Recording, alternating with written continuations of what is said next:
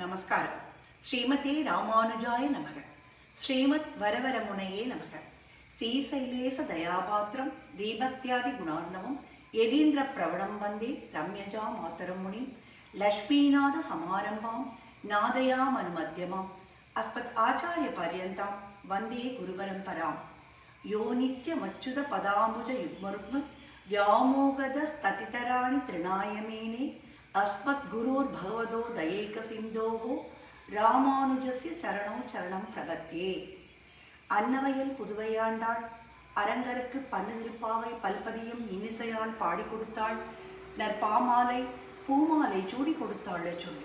சூடி கொடுத்த சுடற்கொடியே தொல்பாவை பாடியருள வல்வினையாய் நாடினீ வைக்கிடவர்க்கு விதிக்கின்ற இம்மாற்றம் நாம் கடவா வண்ணமே நல்கு. இன்னைக்கு 10ஆம் பாசுரம் அனுபவிக்க போறோம். நோற்று சுவர்க்கம் புகுகின்ற அம்மனார் மாத்தமும் தாராரோ வாசல் திறவாதார் நாற்ற துழாய்முடி நாராயணன் நம்மால் போற்றப்பறை தரும் புண்ணிய நாள் பண்டொரு நாள் கூற்றத்தின் வாய் விழுந்த கும்பகர்ணனும் தோற்றும் உனக்கே பெருந்துயில்தான் தந்தானோ ஆற்ற அளந்துடையாய் அருங்கலமே தேற்றமாய் வந்து திரவேலூர் எம்பாவாய். மார்கழி மாசம்னாலே ஒவ்வொரு நாளும் மிகவும் சிறப்பு தான். கண்ணனையே அடைய வேண்டும் என்ற ஆசையோடு ஆண்டாள் 30 பாசுரங்களை அருளி செய்கிறாள்.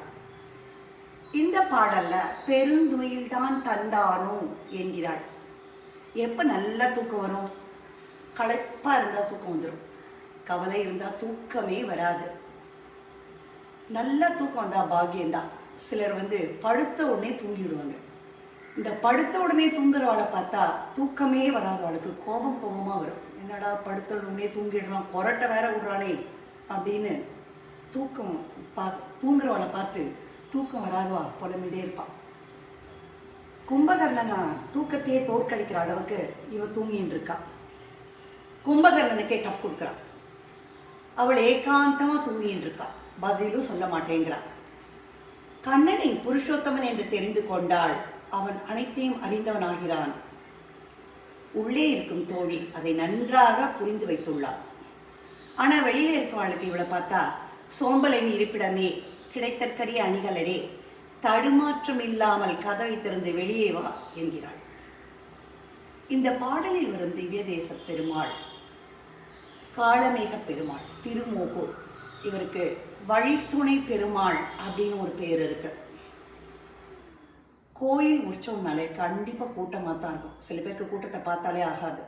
முண்டி அடிச்சுண்டு இடத்தை பிடித்து எப்படியாவது உள்ளே போயிடணும்னு நினைப்பான். இது சுயநலம். நம்மோடு சேர்ந்து எல்லாரும் பகவானை தரிசிக்க வேண்டும் என அவர்களுக்கும் நாம் இடம் கொடுக்கணும்.